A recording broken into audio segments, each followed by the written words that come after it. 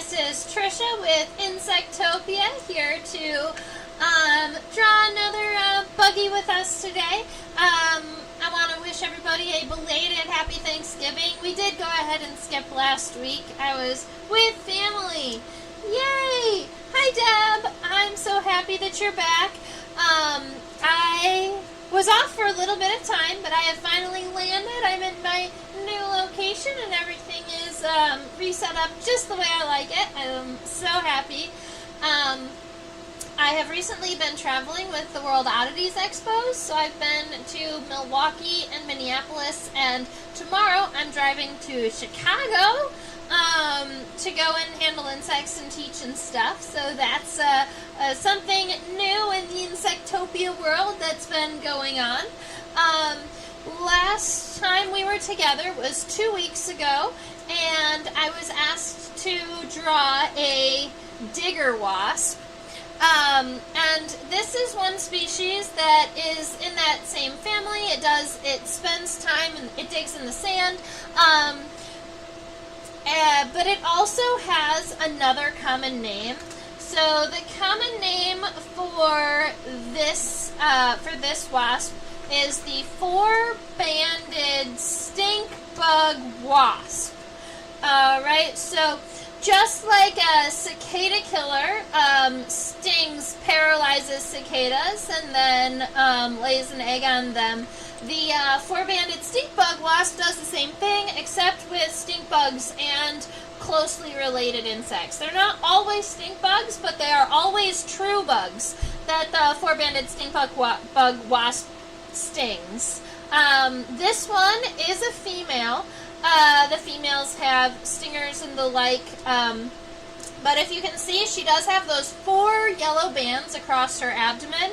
And what is diagnostic for this species, meaning the way that you would identify this species from other individuals that are closely related, is that those four bands get wider and wider apart on the top. And that's why I wanted to look at her from the top specifically to begin with. I'm thinking we're probably going to draw her from a lateral or a side point of view, because there's a couple other features on the side, plus her mouth parts are really, really cool, and those are going to be super visible from the side when we turn her.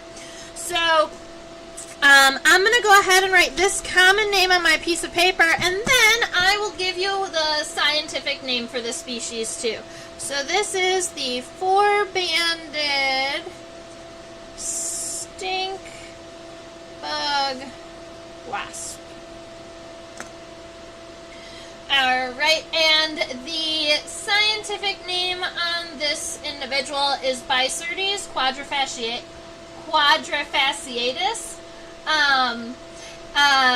Quadra standing for four, and fasciatus or fasciatus standing for banded. So the epithet, or that second word of the species name, literally just stands for four bands. I'm not exactly, bi means two, but I'm not exactly sure what Bicyrtes means, in reference to the genus.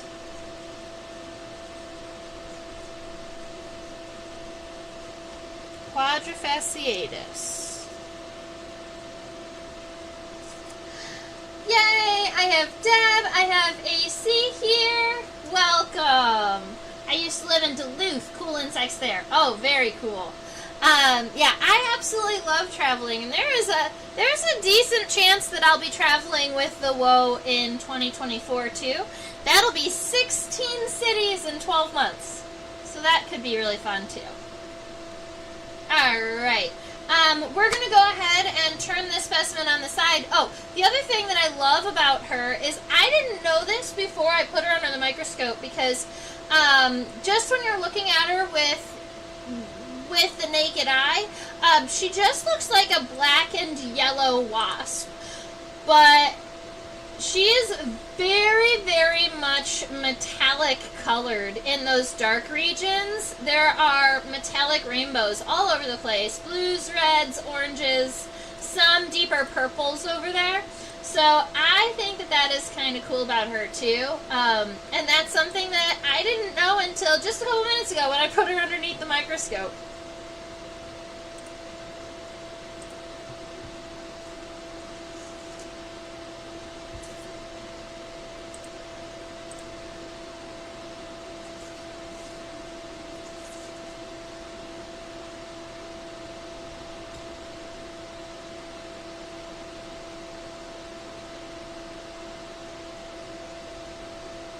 So this specimen is one of the older specimens in my collection.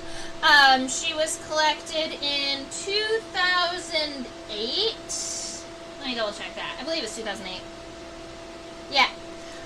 She was collected in 2008.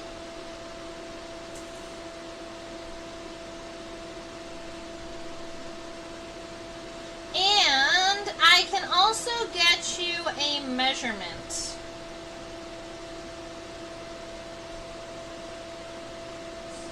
So, from the front of the head, from the front of the head to the back of the abdomen, I'm going to pretend that the abdomen is nice and straight right around here. She is approximately 1.65 centimeters long.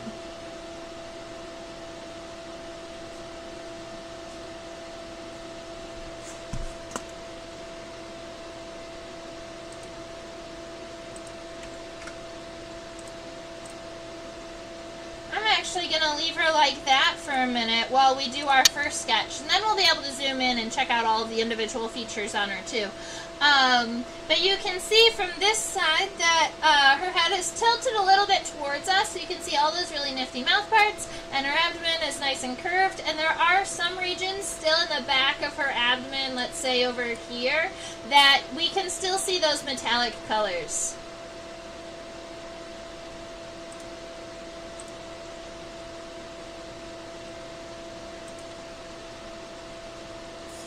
Fasciatus means banded.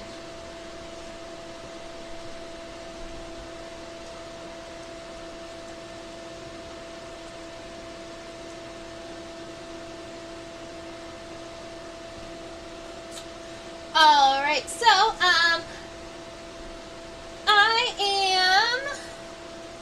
so it just breaks down literally quadra meaning four and fasciatus meaning banded. So we're just looking at a four-banded Bicyrtes. Awesome. So we're going to be starting off with her head. Keep in mind that I like to do a really light sketch first to just kind of get the shapes of what I'm working on the paper, and then we go back. I like to go back in, I zoom in, I change the characteristics around, I fix it all up. So that's generally what we're about to do. The head, I'm going to say, is mostly this D shape. It's kind of flat on the back and round on the front, except that it's not really wide. She has kind of this narrow head. So if I was going to just get myself a beginning shape for this, a starting shape for this head, I'm going to move her down just a little bit so there's space for the wings.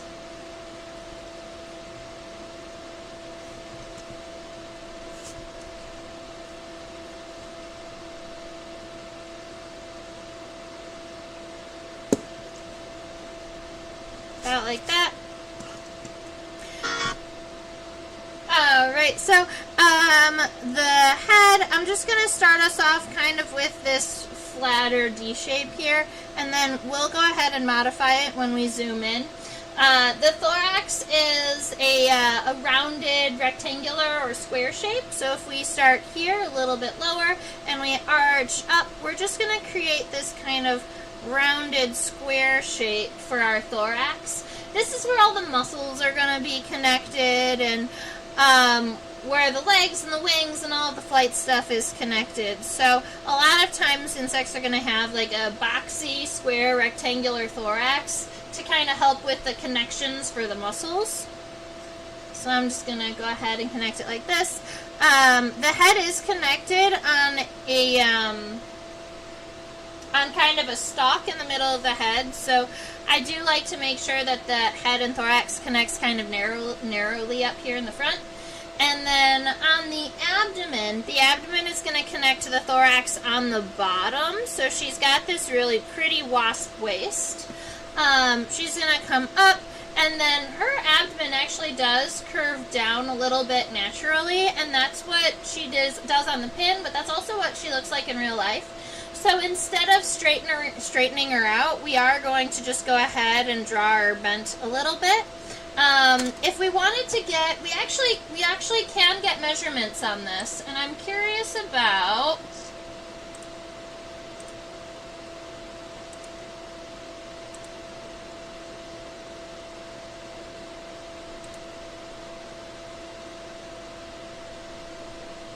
.65. Oh, that's so funny. All right, so if I take my measurements out, and I just do the head, the thorax, and the abdomen, it looks like the abdomen is about double in length of the thorax. So to give you the measurements that I have here, because we're still at the correct zoom, so these are all correct measurements. The head is 0.2 centimeters from the front to the back. The thorax is 0.5 centimeters, and then the abdomen is 1 centimeter. And so that gives us a number of like 1.7. Our first measurement was 1.65. But that didn't take into consideration the curve and the abdomen, so there's a little bit of like a standard deviation. There's a little bit of an error there. But that'll give you some measurements to work off of.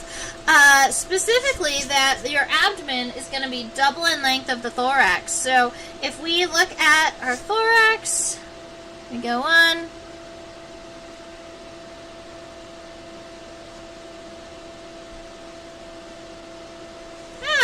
That was about right.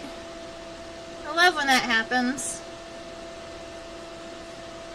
I'm just going to give this shape first. I do see that the bottom of the abdomen is going to come convex at some point, but I want to get some graphite on the paper. How has everybody else been doing? I haven't seen any like new or cool insects, but it is winter time, so we're not going to be seeing lots of cool insects until spring again now.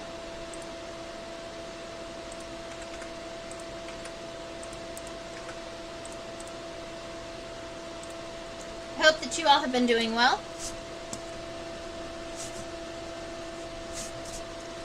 Alright, so we've got a head, we've got a thorax, we have an abdomen. Our wings are going to be connecting right about here, kind of central to the thorax, right around here. You know what? When we draw the wings, we can actually draw them in full. And then I'll turn the specimen so we can see all the wing venations too. That'll be really cool.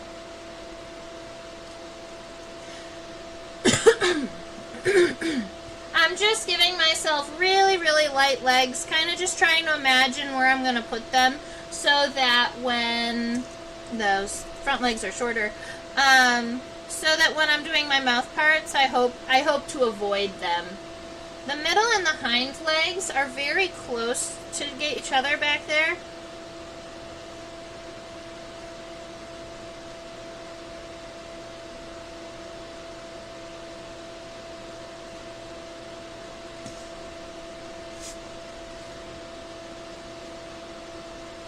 Alright, that gives me an idea of what I'm working with. Let's zoom into the head and check it out. It's a dry Mediterranean climate. Alright.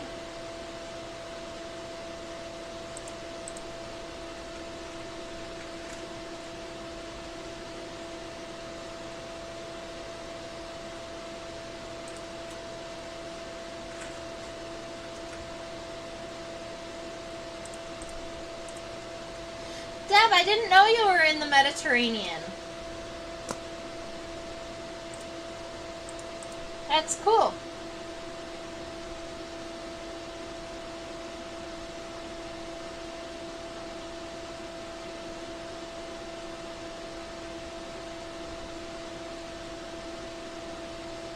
Now I would like to just say that this wasp seems to be covered in something. But my guess is that it is absolutely covered in sand. It is a species that is going to be digging down into sand and kind of burying little stink bugs with its babies, so that they can feed on the little stink bugs. And we're seeing a lot of sediment all over our specimen.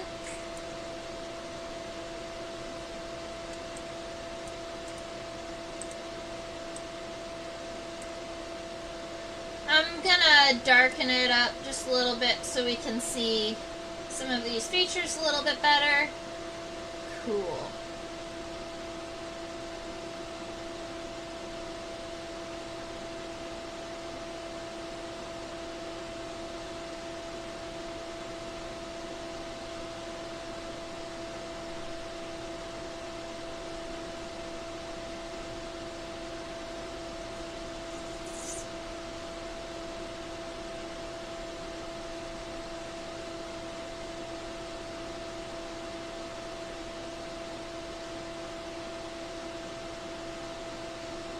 Like a true lateral view of this head. I shifted it once or twice so that we could see the lateral, the side of the head, because there was a couple of visions there that it was kind of wonky.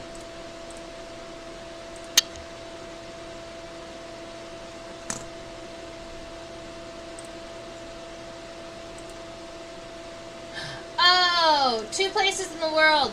That makes sense. Central. That's why I was like, I thought Deb was in California. Okay, that makes more sense.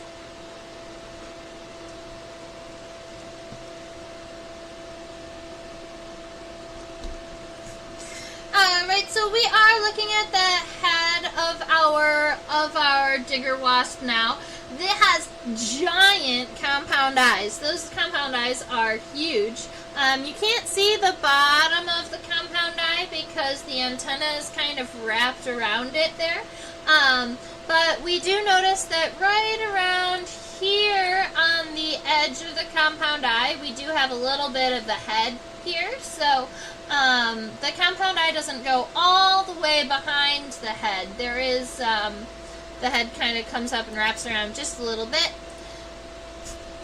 So for my head, also the back of the head isn't totally straight like a D like we originally had planned, but it is convex just a little bit. So I'm going to take that same size of head that I'm happy with and make this slightly convex line here. And then I'm going to run another line that's parallel to it, starting from the top, going, 2/3 of the way down for the compound eye. So starting right around here, going down most of the way, but not all of the way. There's a double line. And I'm going to take that compound eye and I'm going to wrap it all the way into the front to touch the front and then come back. So we've got a fairly large compound eye on this friend here. And I might actually make her head just a little bit narrower. Yeah. Then up here at the top, that the back of the head does just come and reach up to your compound eye. I'm going to crosshatch within the eye just so that we know there are lots of little ommatidia or little lenses within the compound eye. If there are any words that I say that you're not totally sure on how to spell, go ahead and let me know and I can spell them out for you. Ommatidia are the individual lenses inside of a compound eye. Ommatidia is the plural word, the plural form. Alright. I want to zoom in and check out some of the front of the head, some of these features in here.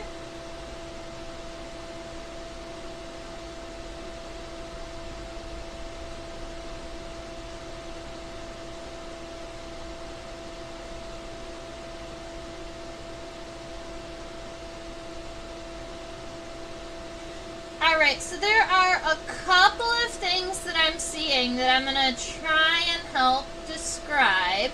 I am seeing the labrum, or the upper lip, of the mouth parts. We're seeing the mandibles, and then there's also, I believe the tongue portion of your wasp is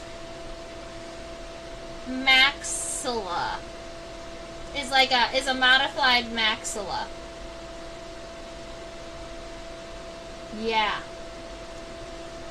Alright, so from right about halfway down the front of the compound eye here, this is where the head kind of starts to protrude, where you can see more of that exoskeleton part here coming out. But then we're just going to cross it over right here, right underneath kind of underneath that compound eye. And then we're going to have a little triangular piece that comes down and towards. That is the labrum. So that is the upper lip of the digger wasp. It is right here, and it's coming this way. But then this piece here with the 2 points, that's a mandible. That's a chewing mouth part. It's based right about at the same level as the labrum, but then it's a little bit longer, and it has 2 points on the bottom of it. So this piece here is that tongue portion of our digger wasp.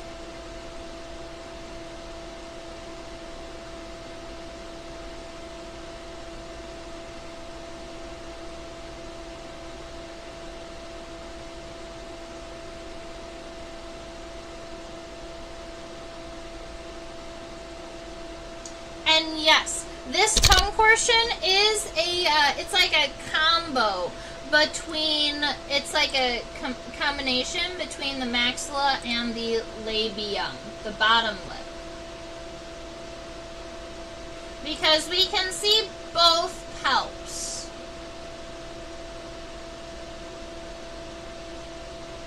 Alright. Maxilla is spelled like this. Labrum, and then palps. Those are fun science words. Okay.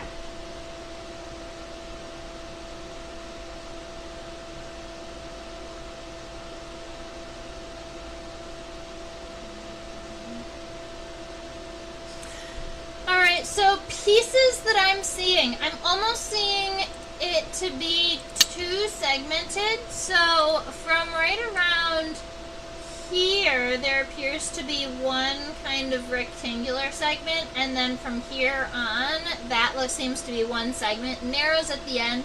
I believe that if we looked at this piece head on, it's actually two parts. We're looking at one side. I do want to zoom in and check out right here at the end, but we're going to draw it here first. So let me go ahead, maybe I'll pull my drawing a little bit closer so we can see it a little bit better. So this is going to be a maxilla, and I am going to have to move the leg just a little bit. I was afraid of that. I'm going to see if I can kind of point it forward, and then I'll move the leg. So we have that first kind of squared segment here that's just a little bit longer than the mandible. And then it's kind of wider at the base, and it gets narrower, but it doesn't go all the way down to a point. So let's see, kind of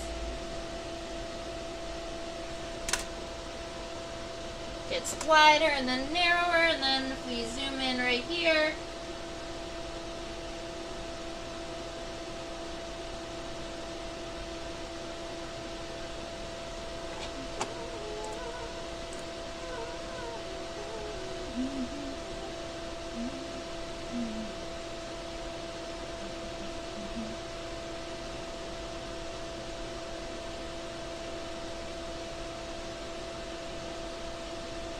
I want it to come into focus a little bit better because the characteristics here are really kind of cool. Maybe I will zoom in this way.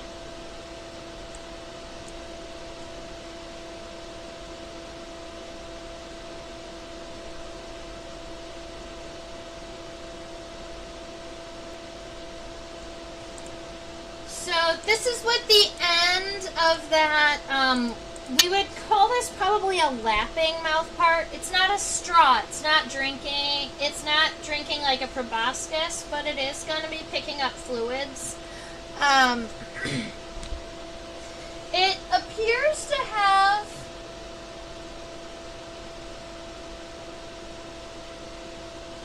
like a double hook, like a hook right here, and then another one right around here. At the very end.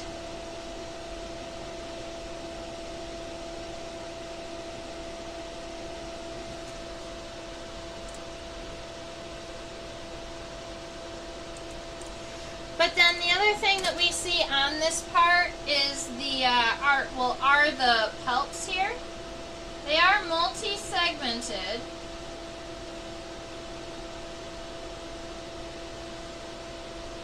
The first one would be the maxillary palp, and it is 6-segmented. It's this one right here. It goes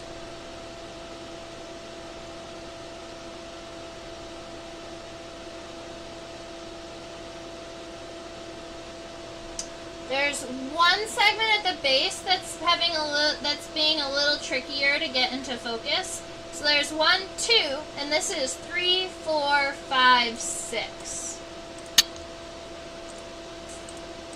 It is connected right here on this little, on the base box piece, and that is 6 segments. 1, 2, 3, 4, 5, 6. They're so small, but they are key. They are a fun little piece to go on. So the first one we would call maxillary palps, and then the second set we would call labial palps.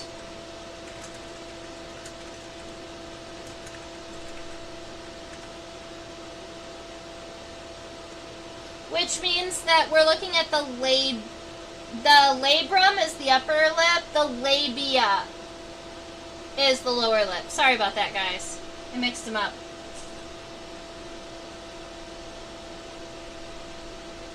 Are they as thick as a human hair?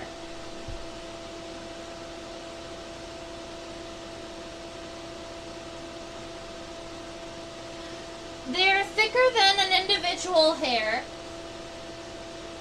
And you know what's funny is, so I compared it to one hair, and it's significantly wider than one hair. But then I grabbed a small cluster of hairs. They're about as thick as 1, 2, 3, 4, 5, 6. Yeah, if I grab 6 of my hairs and kind of hold them together, that's about how wide they are.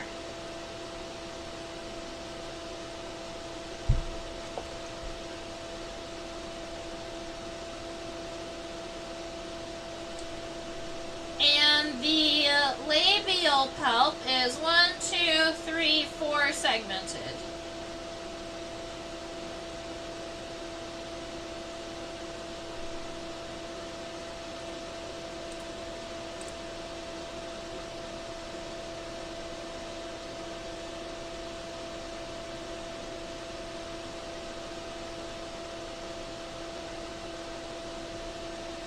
This one is the labial palp.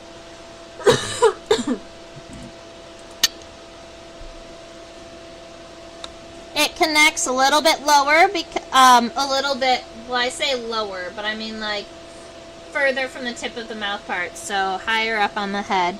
And it's 4 segmented.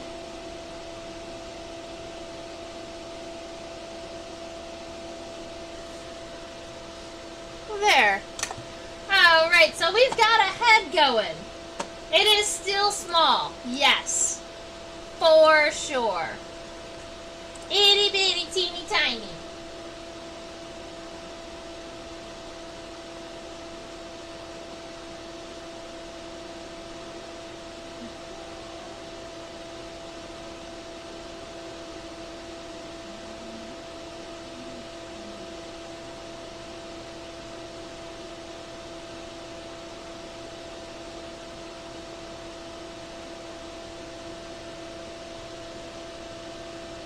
So I am now checking out antenna on our friend here. She does have what I would consider elbowed antenna. So the scientific name for that would be geniculate antenna. It just means that the first segment's really long, and then all of the other segments, they're a little bit shorter, and so it creates this kind of 90-degree angle. So you can see it bends like an elbow right here. I was trying to count antennal segments and trying to see if that is a separate segment. I believe that is a separate segment. Alright. Yep. Okay, so for antenna,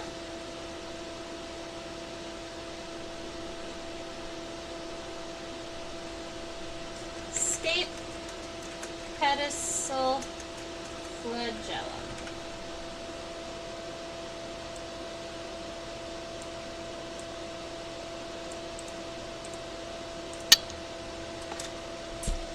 Alright, these antennae are connected right around here, kind of where the head is visible from the front of the compound eyes. This is where our antennae are connected.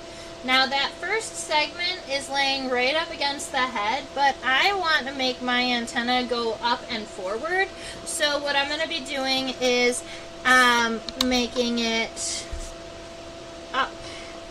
So from right around here, my first antennal segment,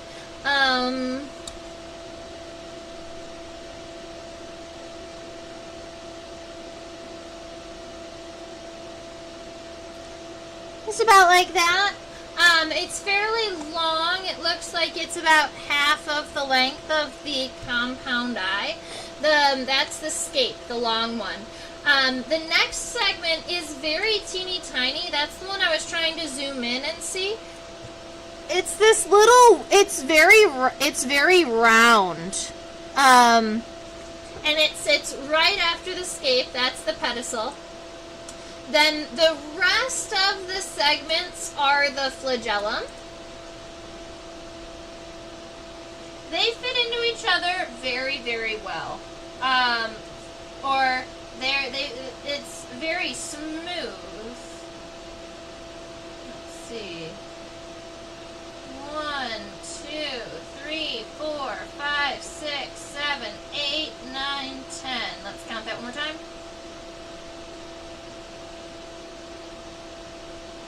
Ooh. Yeah. 1, 2, 3, 4, 5, 6, 7, 8, 9, 10. All right. So we've got 10 segments on the flagellum, and they're all very, very smooth together. So I'm just going to create the one line, and then I'm going to subdivide it into 10. They are all, well, maybe I'll zoom in a little bit to see if you can see. The first segment of the flagellum is longer, and then 2, 3, 4, 5, 6, 7, and 8 are all pretty equidistant, equal length.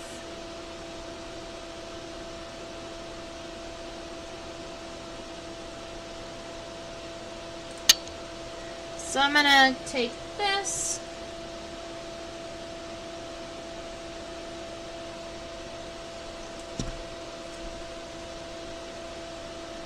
I kind of want the antenna to spin to curl a little bit, because these wasps do tend to have these kind of antenna that curl a little bit at the end. So I want to make sure that that's in my drawing.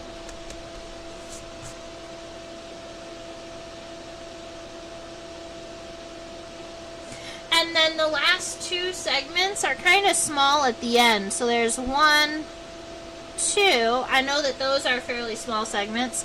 The first one is long, so that gives me 3 segments. And then the rest of the 7 I'm going to fit in here, and I'm going to try and make them as equal in size as possible. So let's see. 1, 2, 3, 4, 5, 6, 7. Like that. I think that if I was going to judge my drawing, I would almost want my antenna to be more narrow. I think that that's kind of wide. Let me see if I can fix it.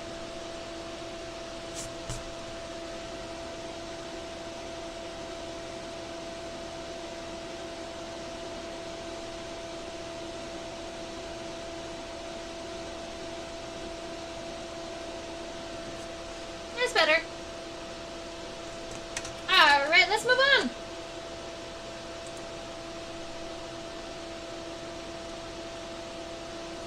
Well, actually, I'm curious if our sand wasp has any ocelli, so let's go look while we're at the head.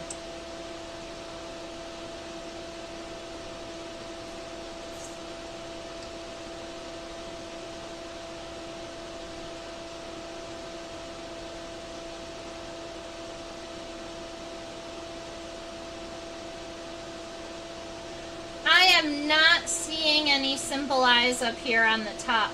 I am seeing a lot of sediment, but no single eyes.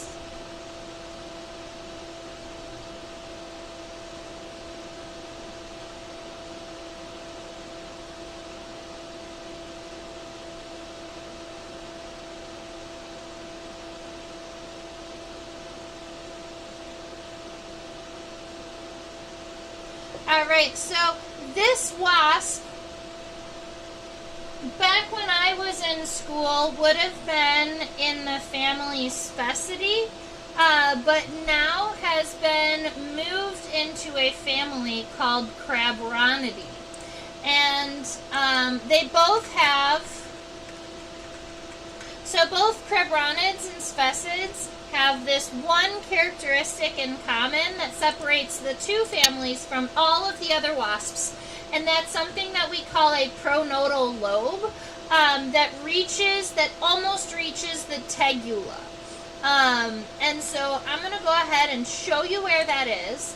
The pronotum is that first segment of the thorax, and on this little wasp, it is very, very narrow. It comes up and it ends right around here, and then it comes down. You can see this line, but then once we get to this yellow spot here, you can see that there's this lobe here, and then it gets small and disappears right here. But you've got this very distinctive lobe right here. That's what we call the pronotal lobe, and this piece right here is the tegula. The tegula is spelled like this. It's essentially a shoulder guard for all of the musculature underneath the wings of this wasp. So it kind of sits there, it protects all of the wing muscles, but this pronotal lobe reaches the tegula, which is the characteristic for two families now, the Crabronids and the Spicids. Most Spicidae nowadays are those thin-waisted wasps. They call them thread-waisted wasps. Like cricket hunters and spider hunters.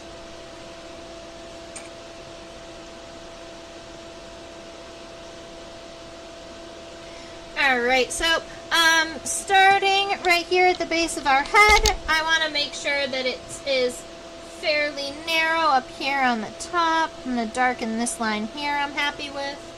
Then the bottom line, more like so. I'm okay with that. Very good.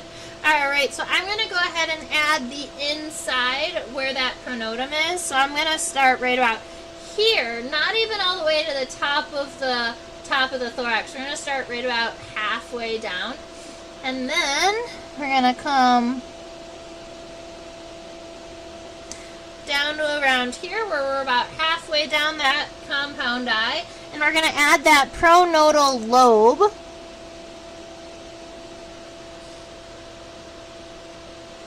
And then bring it down to where we ended it.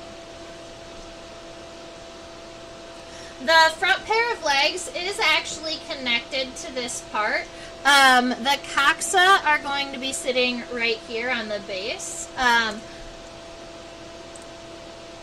Coxa spelled like this, that's the insect's hip bone. I believe it's going to be subtriangular, kind of like this, but we're going to have to zoom in and check that out a little bit. I want to make sure that the rest of this is good, so I'm going to darken the top of my thorax all the way to the end. I'm going to round this out a little bit. I believe mine's just a little bit too square up there on the top, so I'm going to kind of round it down a little bit here. But other than that, I'm pretty happy with the shape of the top of my thorax. I do want to zoom into this leg here. Let's see what it looks like. Oh! Look at that! Okay.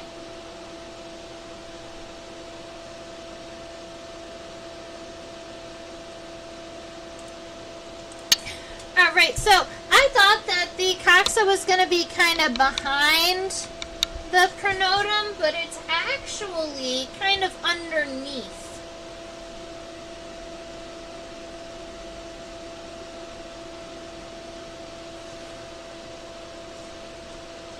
More like this. I'm going to see if we can see the front leg better on the other side. We might have to get fancy. The front legs are bent a little bit weird on this specimen, and I want to be really careful so that I don't hurt her. She's one of my older specimens. Look how pretty she is.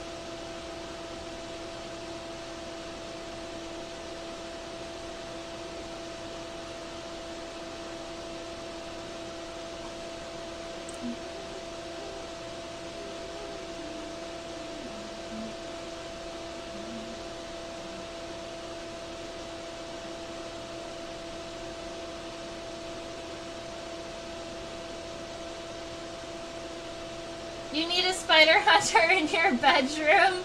Oh no, too many spiders? My mom likes to name the spiders in her bedroom because then it feels like they belong there. Maybe you could try that. Alright, our front legs are going to be moving forward. So front legs bend forward, the middle and the hind legs go backward. So we are going to be interfering with some of these mouth parts. It's just going to happen. I tried, but...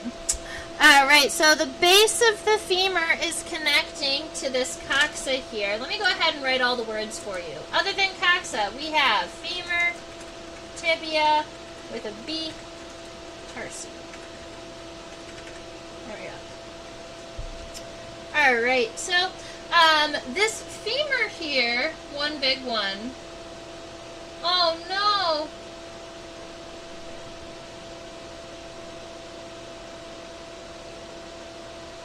You can name it Aragog. Alright. The femur looks very muscular on this front leg. It starts kind of narrow, it gets wide, and then it comes back to being narrow. It's almost like a muscle here. So I kind of love that about this one. Let me see if I can get the length approximately right. We're going to be going up to... Okay. So I'm going to be starting right around here, moving forward and coming back. It just means that these palps are going to be in the way, but the rest of the mouth I should be able to let stand. So I'm connecting, the femur connects to the base of this little triangular piece here. So it starts fairly narrow, and then it gets wider, and then narrow again, and then you can erase any and all those little lines inside of it. So pieces of the pronotum, pieces of the coxa that we no longer need. Alright, so we've got that femur coming up towards the head. The tibia is gonna come down, and it's not a very long tibia. It's about the same length as the femur, which is also kind of short. So we're gonna start the tibia kind of narrow, make it a little bit wider, but it's only going to go to probably the end of the maxilla, or that lapping mouth part here. So not very long legs. And then we have these tarsal segments. Now, the first tarsal segment is actually pretty long. It's significant. Let's see.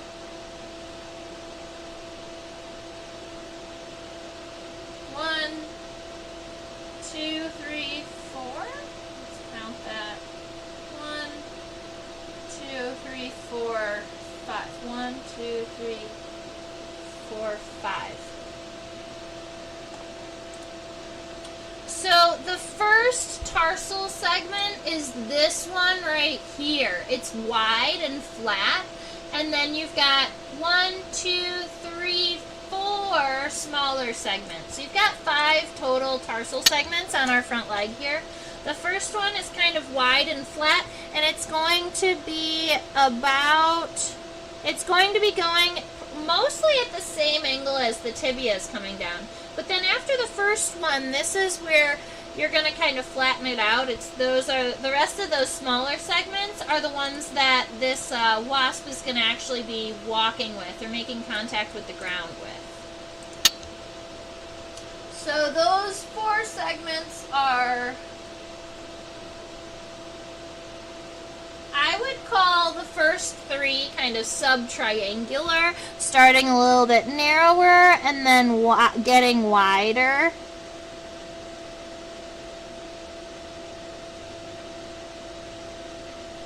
Kind of 4 segments that would be, no, 3 segments that are sub-triangular, and the last one is round. 1, 2, 3, 4, yeah, and then the last one is narrow at the base and round at the end, and has 2 little tarsal claws.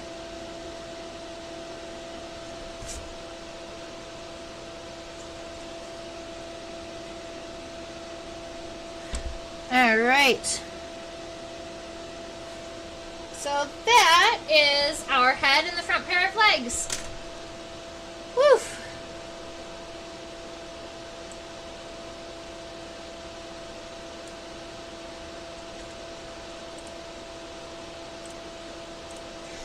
I'm sorry that you have a scary spider in your room. I wish I could come over and get it for you.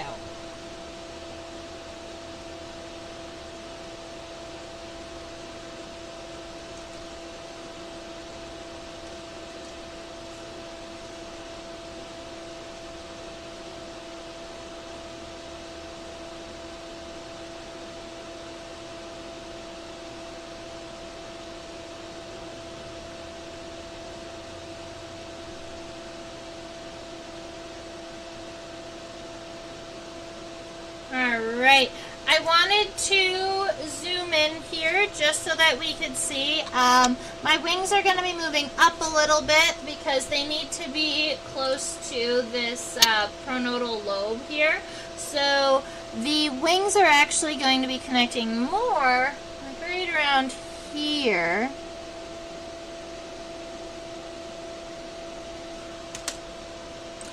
And that tegula that we were talking about a little earlier is this part here.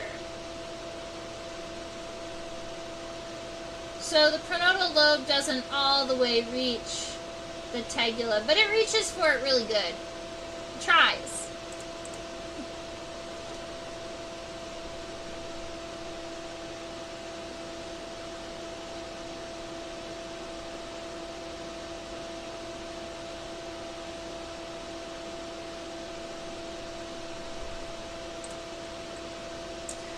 Better be careful with that, Deb. You're in California. I might take you up on that. I think I'm going to be in California again.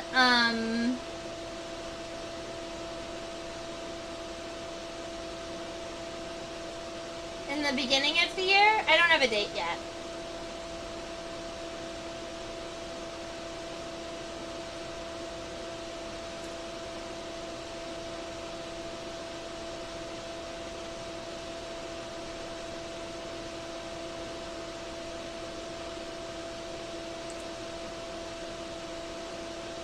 Alright, so let's go ahead and get the rest of this thorax sketched out. From right around here at the base of the thorax, it looks like it cuts mostly straight down, so I'm going to get that, that line in here. The other line I do want to make sure that I add in here is the bottom side of our thorax here. It appears that those two hind legs are really, really close together. So let's see. I'm going to be skipping maybe a little circle here and a little circle here for where those legs are going to be connected. And then I'm going to connect these two with a convex line. So arch it down just a little bit. And don't connect it to the base of the femur. You want to connect it to where that tip of that triangle was, or the coxa was. There are a variety of... there are some segments here in the thorax. If we were to zoom in, we could see a number of different sutures.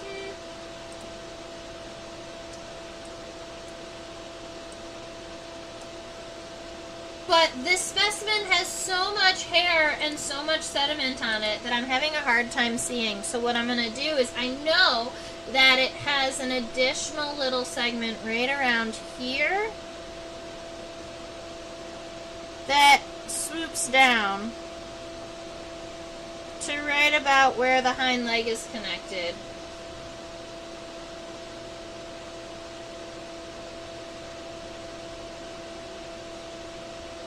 I might leave it like that.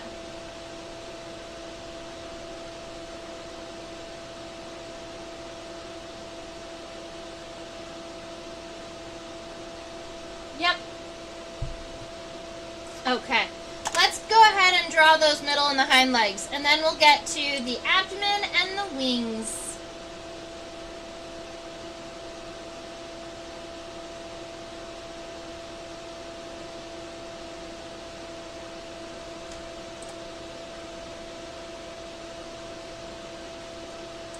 So this is I wanted to just focus on the base of the middle and the hind legs first, and then we'll go in and we'll grab the other segments. We'll look at them in turn.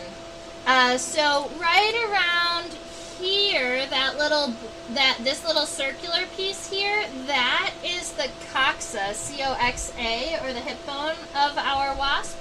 And then you can see almost a little pizza-shaped or a triangular-shaped segment here. We can see the trochanter. This is that little trochanter right here, and then we've got the femur and the tibia like you would recognize. So for right here, the reason why I drew little circles was because you can see that the indentation, the end of our body, is actually little circular. So I'm going to take this, I'm going to create a little half circle right about where that middle leg is going to be. And then that is where our coxa is. So we have a little itty bitty half circle here. We finish the coxa. Then you have a little triangular a little triangular segment. That's the little trochanter. And then our femur is going to be going up. So, I'm going to erase some of these lines that I know are going to be in the way. Y'all are in the way. All right. The femur is not very long at all. So, if I was to zoom out just a little bit to give you an idea, the femur is only about half of the height of the digger wasp here. So we're going to start here, and we're going to go up about halfway.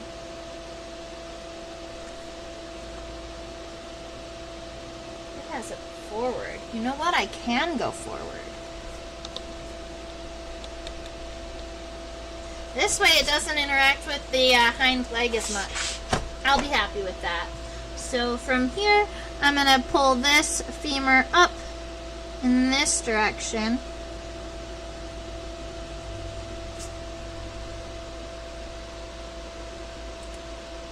And then the tibia is coming back, and it is just a little bit longer than the femur. I do believe that there are tibial spurs.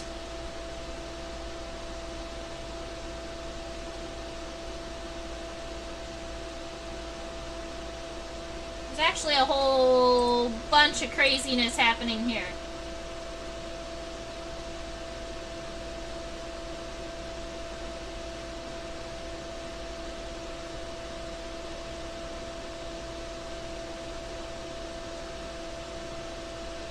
So there are both hairs and spurs that we can see. So a lot of what you're looking at is hair, or what we would call setae, but on the inside of the tibia, you can see the example right about here. There's that spine. I think that this that you can see on the left and the right side, I believe those are both hairs. And that the actual, like, solid spur would be on the other side, so we can't see it from this angle. But we can see it on the hind leg because of the way that it is bent. So let's see, we've got the femur coming up, the tibia coming back down, just a little bit longer than the femur, connecting up here at the top, starting a little bit narrower, and then getting a little bit wider.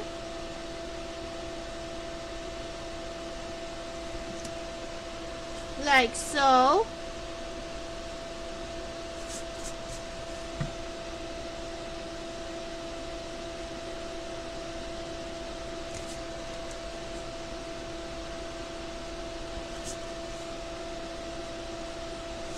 Alright, we do have those two hairs here that I want to add here and here. And then, I have, let's see, 1, 2, 3, 4. 1, 2, 3, 4. I'm counting 4 tarsal segments on the middle legs. So the first one is also really long in comparison to the other ones. So this first one is this long rectangular segment that is almost like a continuation of the leg, kind of like our first one here. And then 2, 3, and 4 are mostly triangular. So starts narrow, gets wide, almost looks like ice cream cones that can fit into one another. And these ones are like the foot or the toe segments, and so these ones are going to be the ones that you're going to bend kind of flat so that she can walk on them. So that's 1, 2, and the third one is more rounded than the other two, but I'm keeping it a little bit more triangular than the first one. The first one was very round, circular. This one I'm keeping just a little bit triangular here at the end. And then we've got the claws.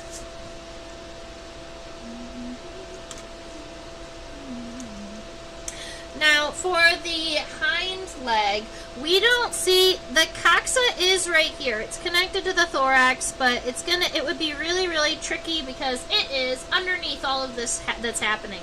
So we're just going to draw the femur coming up from here. The femurs are both about the same length. It's the tibia on the hind leg that's a lot longer. So we're going to take our femur, and it's going to come up in this direction. The top is fairly straight, but then the bottom is like the front leg where it kind of gets wider. It's almost like this, it's almost a little muscular. But then when it comes up to the top, that's where it connects to our tibia.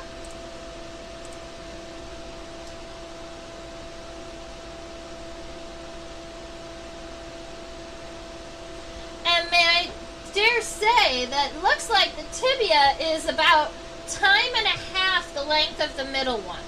It's very long.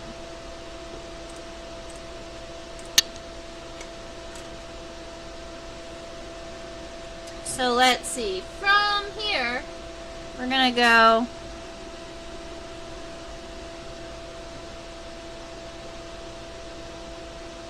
about like that.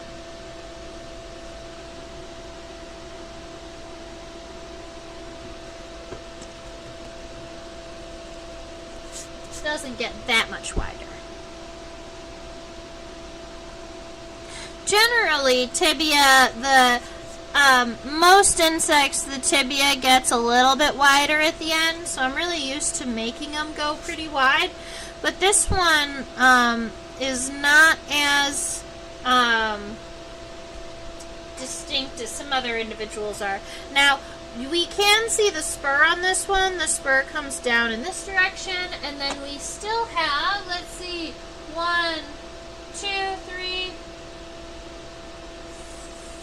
4-ish. Let's check it out.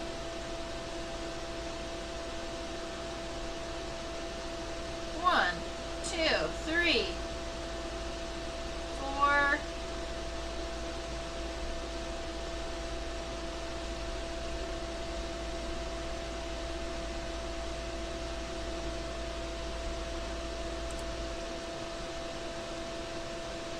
Ish.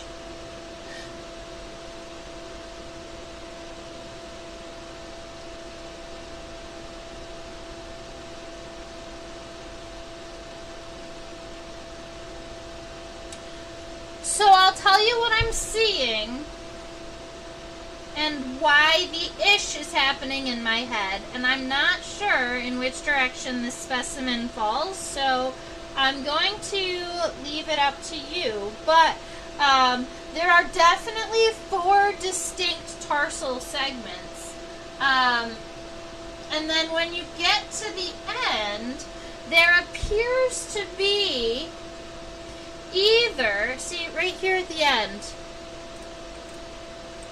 this looks like from here to here could be an itty bitty teeny tiny segment, or it could just be the base of the claws. I want it to be another segment though. I'm going to say it's another segment. But don't quote me.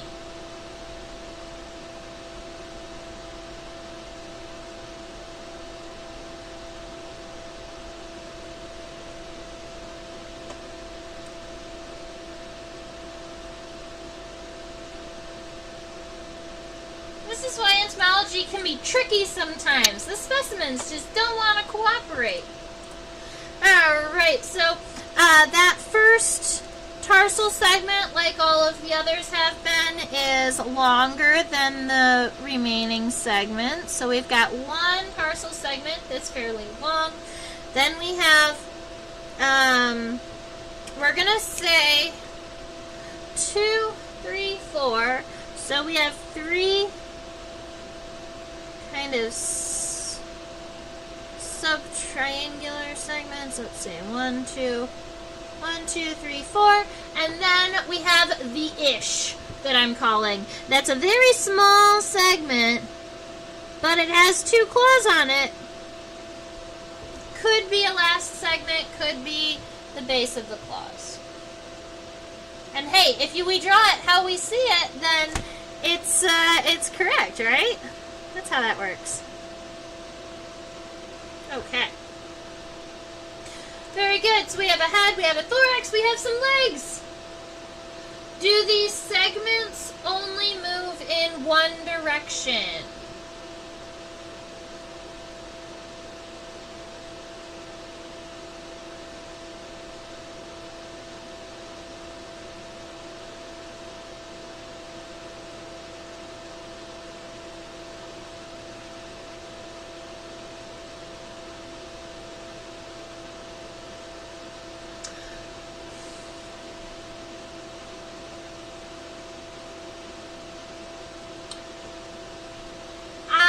Say two-directional.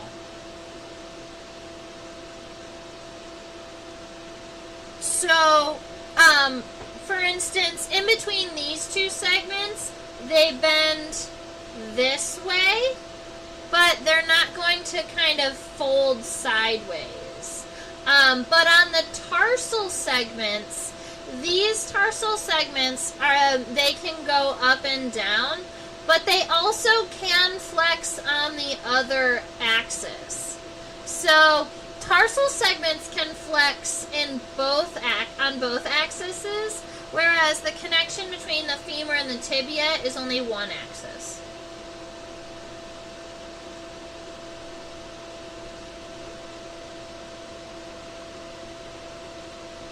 Like ankles on humans. Okay.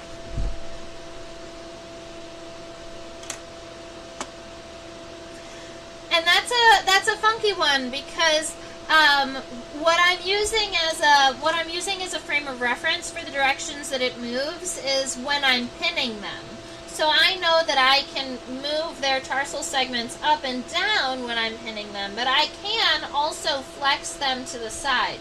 Now, that happens very easily. I'm not sure if that is a natural movement for the wasps, even though I know that it can go that way. So I know that it can bend in that direction. I'm not sure that it does in the wild.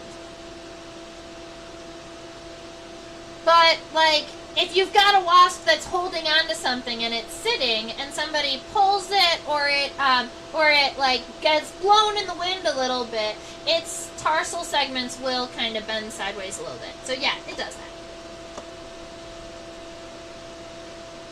Thank you for the question, Steb. I really appreciate it.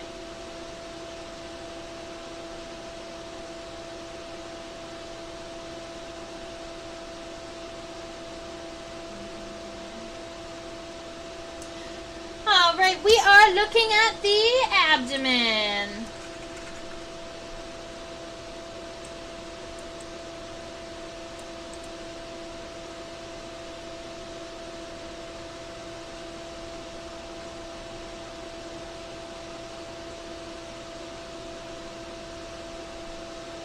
We have 1, 2, 3, 4, 5, 6 abdominal segments. 1, 2, 3, 4, 5, 6. All right, so there are 6 abdominal segments on our 4-banded stink bug wasp.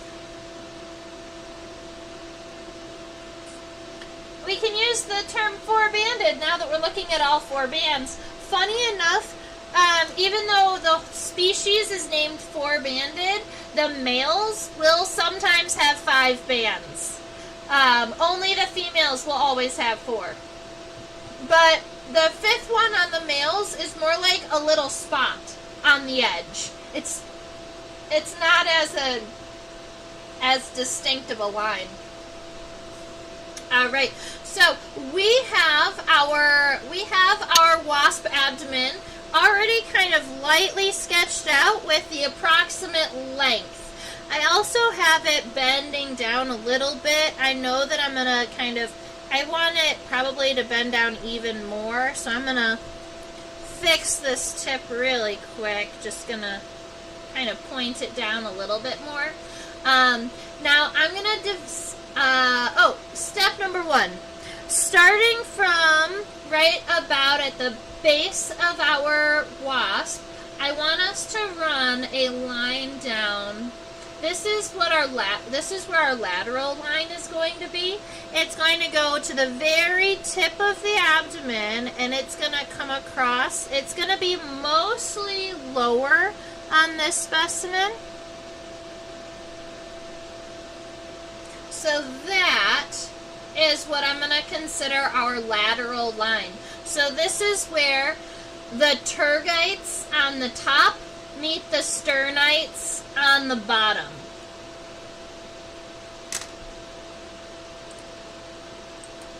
A tergite is one piece of the exoskeleton that's on the top of the abdomen, and the sternite is the piece of the abdomen that is on the bottom. Imagine like the sternite. Now we're going to subdivide this into 6. The first segment being the largest, so I'm going to start it right around here, and I'm going to do these really lightly also. So that's going to be 1,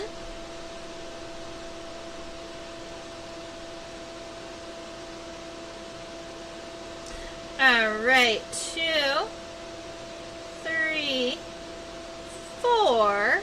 Alright, so my lines, instead of going straight up and down, are going to start angling with that abdomen, right? So the first one is pretty straight, but the rest of these are going to start angling down. We got 1, 2, 3, 4. 1, 2, 3, 4. So that's where our, I'm actually going to strengthen that one right here a little bit more. And then we have 5, 6. And the 5th one, I'm only going to put the line on the top. You'll see why. Well, it's going to come this way, and then it's going to go straight down. Yeah. Alright, so that's how we're going to be sketching our wasp abdomen. Now what I'm going to do is I'm going to start at the top.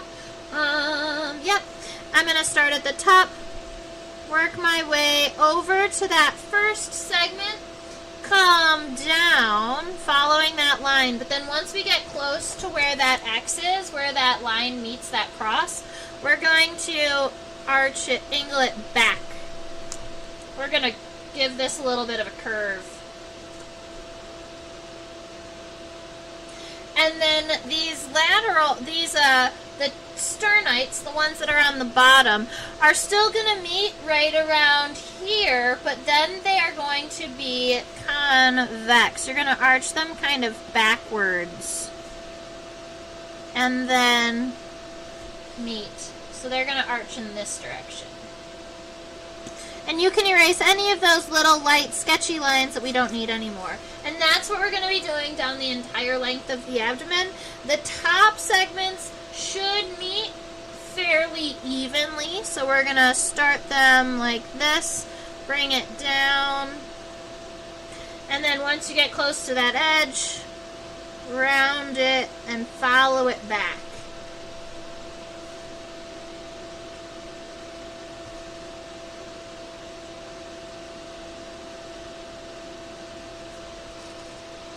Alright.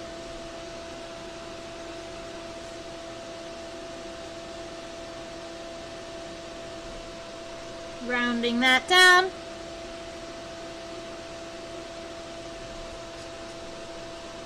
Alright, keep going.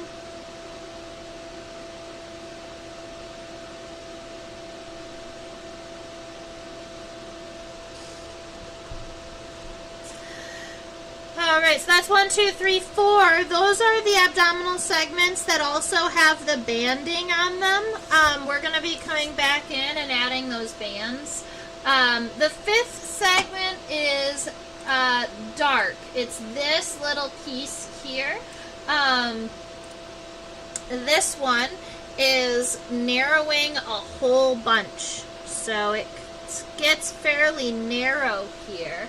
And then instead of being so round at the bottom, this one is actually pretty angulate. It's almost sharp here where it meets. And then this last piece, imagine this is just that last segment of the abdomen. It's nice and thin. Alright, and then along the bottom, we are going to kind of split it in half just a little bit. It's gonna go, you've got that split where that lateral line for the top and the bottom segments. Now, at the very, very end of our specimen, her stinger is sticking out just a little bit. So if you wanted to make it a little bit sharp at the end, you can go for it. And that is what our friend looks like without any wings. We are going to go back, we're going to add those stripes right here. So let's see.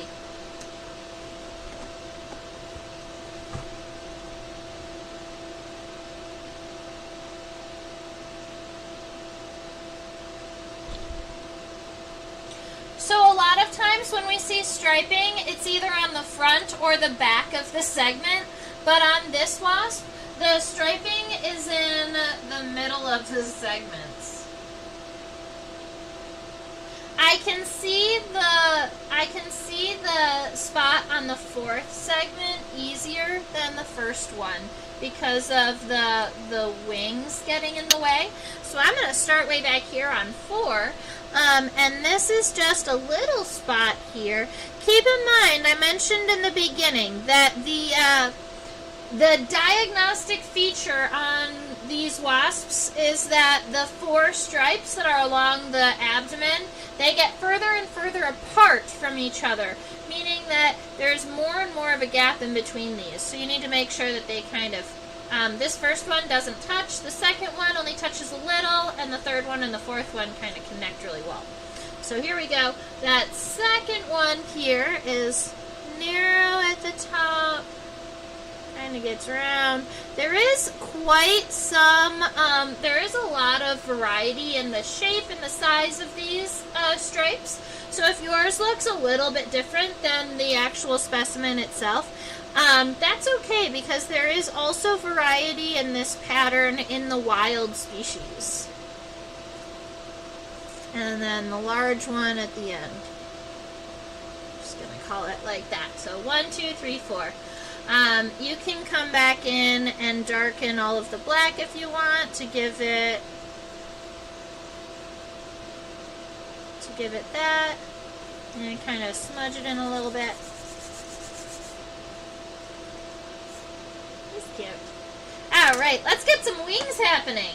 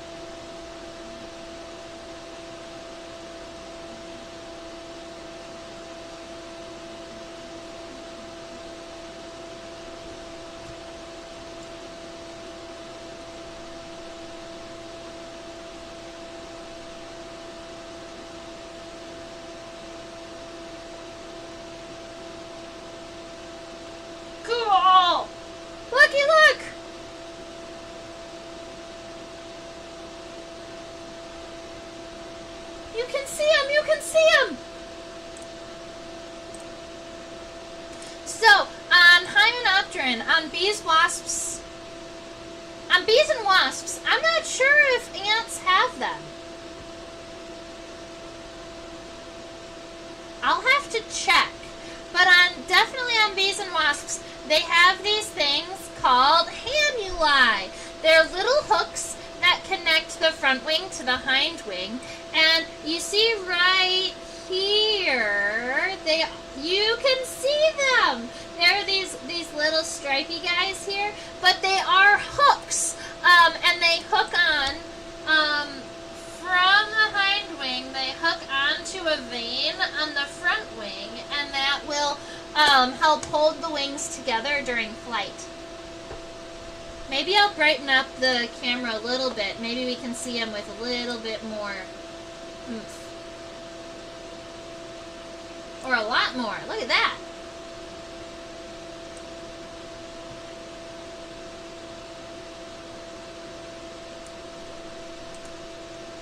Yeah, so you can see them. These are the hamuli right here. So, at the base, you can kind of see where there's those darker bands. Those are the ones that are holding on to the vein. And then as it gets further and further away, you can see right here, this is where they're kind of slipping away and not holding on to the wing as well. Nifty. Oh, we need to look at the whole wing. I got so excited!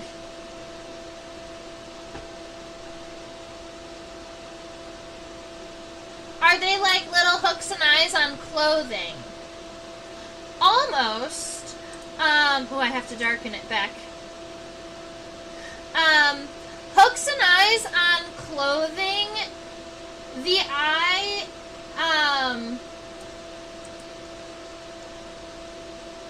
for a hook and eye on clothing, there's actually a hole there. For hamuli, those hooks are kind of just hooking onto a thicker part of the vein. Or a thicker part of the wing. They're hooking onto the vein, but they're not actually puncturing the wing. There aren't any holes to connect into.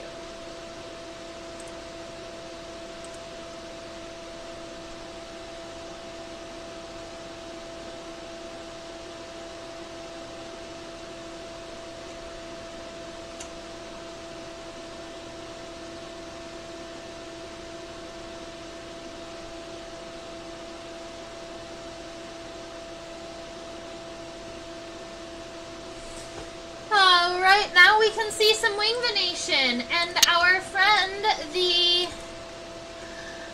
Bicyrtes quadrifasciatus, doesn't have very complex. It doesn't have very complex wing venation, so I think that we can do the whole thing.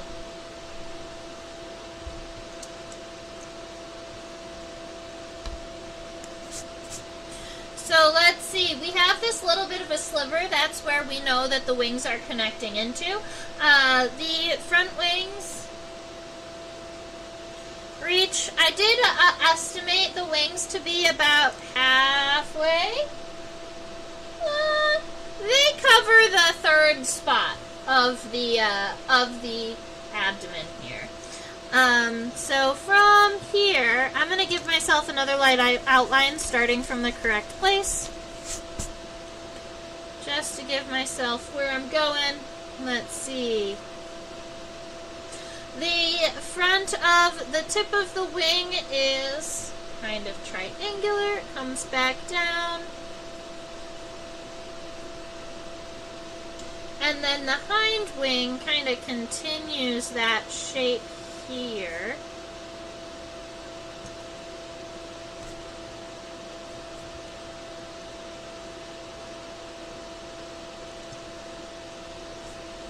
Yeah. Like that. Cool. Alright, so the costa right here, this is that really, really thick vein that starts at the front of the wing. That's actually the strongest vein in all of the wings. It's responsible for a lot of the power in flight. You do have a little bit of this like triangular stigma region right here before what we would consider the marginal cell. So the marginal cell is this loopy one at the end. This one that starts at this little triangle and loops to right around here, and you still have that costa coming through.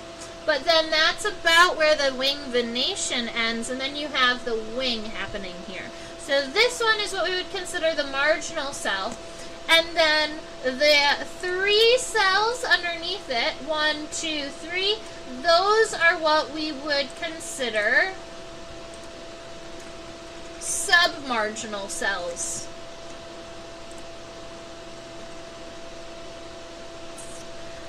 Alright, so we're going to start, let's see. We're going to start from the end. Right around here, we're going to swoop it that way towards the ends of the wing. I'm going to have to make this wing just a little bit longer. Okay. We swoop it that way, and then it comes back in. And then we've got one more that kind of goes in that direction. And then one that comes this way. And then this one kind of comes back pretty far. It comes back about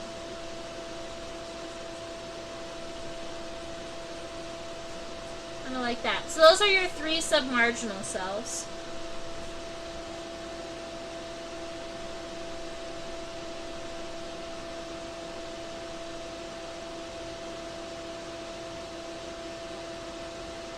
Alright, from here, from where this point is, this vein does kind of come back. It opens back up and heads towards this direction. Let's see. It meets up with a vein that's coming from the front, from the base of the wing.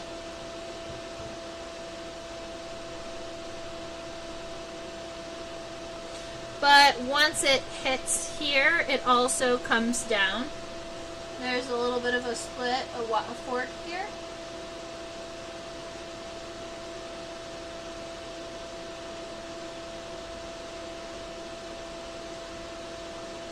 I might work it from the tip to the base, because these ones are easier to see. We've got this one large cell right here. Let's see. This one tries to go and touch the tip of the wing, but doesn't make it all the way.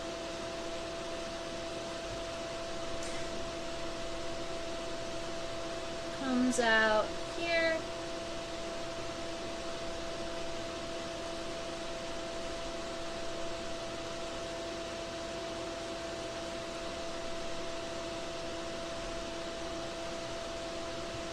And then swoop.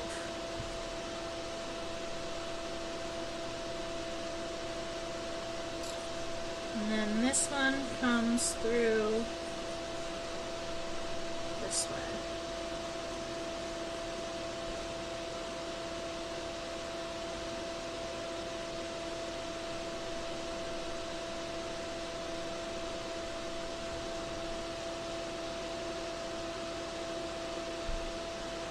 We are missing one more little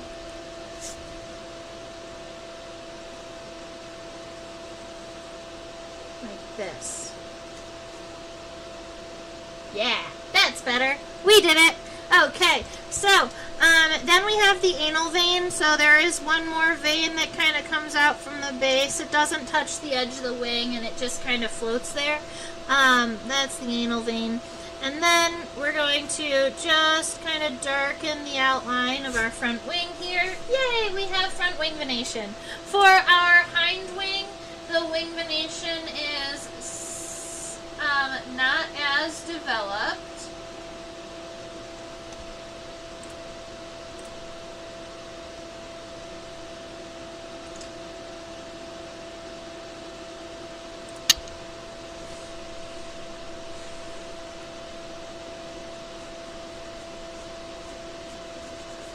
So we've got this piece here.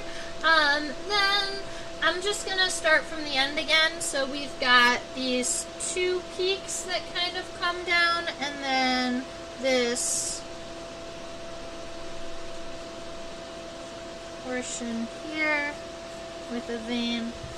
You're not going to be able to, like, mine is kind of tucked in a little bit underneath the front wing, but that is what that's going to be where I leave my wing venation, is kind of with this cell here and then these 2. kind of coming down. Everything meeting here in the base of the wing. That is a whole lot. But look at how cute it is. I think we did good today. It is hard drawing it in reverse. Is that what I was like, my head is doing something weird. I was having a hard time kind of focusing on that. You're right. I was going backwards.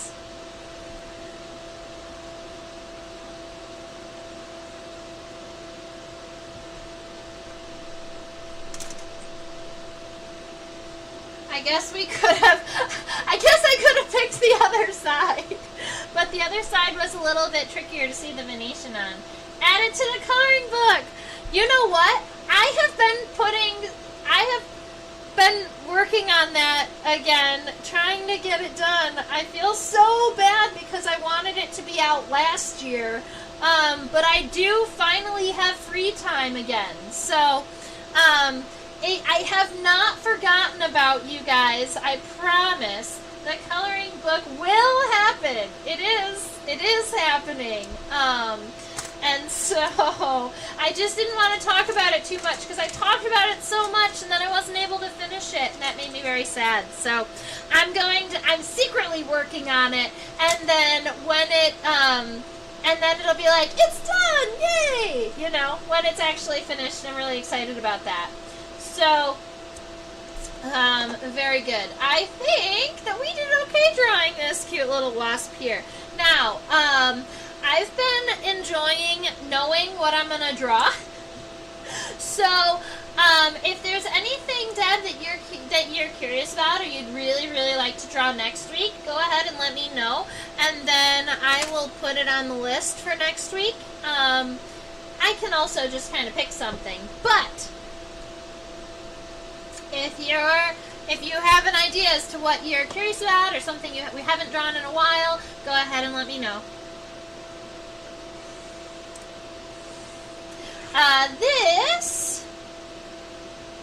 This way. There we go. Alright, so this is my little wasp drawing for today. Go ahead, and if you do want to, you can always go ahead and share your drawings with me at my email at trisha@theinsectopia.com. I teach on OutSchool for students ages 5 to 8, 9 to 12. I also have a variety of high school level classes now, and I am in the process, after I finish my coloring book, of coming up with adult Zoom classes that I can invite people to. Kind of like this, but more focused on and maybe more like my weekly insect studies class, where we don't just draw the whole time, but we focus on life history and biology and anatomy and behaviors and the way that they interact with their environment, which is also fun and cool topics. So I'm working on that. I've also had a couple of people ask me if I would do an adult insect pinning class virtually, or a collection management type class. And so I've been playing around with that. I haven't decided if I'm going to be sending out materials or be requiring for people to pick up their own stuff. But those are things that I've been, playing with the thought of. And if it's something that you are interested out there, go ahead and reach out to me and be like, yes, I'm interested. Put me on the email list for it, for when those types of things end up coming out. Thank you for all of you that do subscribe to my YouTube channel. I live stream at least once a week. I'm probably, now that it's winter time, gonna be live streaming on Sundays again, probably a little bit earlier than 4 p.m. Eastern, so that we can pick up some of our European viewers again. If you have been super enjoying the class and you would like to, there is a PayPal link over there to donate to Insectopia to keep all of this running smoothly. I am able to, now that I have now that I've moved and I have Insectopia programs running in 2 states, I am just living solely off of Insectopia right now. It's really exciting. I took the leap. So that is something that sincerely helps me and helps me stay alive and is able to keep me doing things like this. If you want to find me on any of the social medias, for instance, Facebook and Instagram, I'm at Insectopia 2015. On YouTube, I don't have the numbers. I'm just Insectopia, which is super nifty. All right, Deb, was there any other insect? Was there an insect that you have in mind that you want to draw next week? Before we go?